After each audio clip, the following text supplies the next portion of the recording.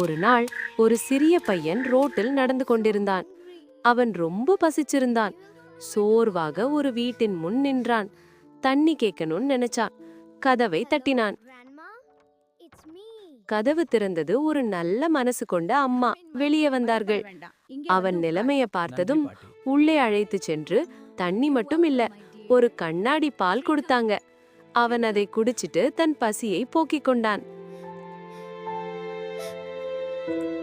பசியை போக்கிக் கொண்ட அவன் அந்த அம்மாவுக்கு நன்றி தெரிவித்தான். அம்மா சிரிச்சிட்டு சொன்னாங்க, இதுக்கு நன்றி வேண்டாம், இது அன்பு. அந்த ஒரு வார்த்தை அவன் மனசுல ஆழமாக பதிஞ்சது. ஒரு நாள் நான் இதை திருப்பி கொடுக்கணும்னு நினைச்சான். பல வருடங்கள் கழிச்சு அந்த சிறுவன் நன்றாக படித்து ஒரு மருத்துவமனையில் மருத்துவரானார். அதே அம்மா ஒரு பெரிய நோயால் பாதிக்கப்பட்டாங்க.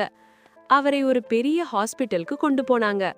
அந்த ஹாஸ்பிட்டலில் இருந்த டாக்டர் அந்த பையனே. அவன் முழு மனசோட அவரை கவனிச்சு காப்பாத்தினான். அந்த அம்மாவுக்கு உடல் நலன் குணமானது.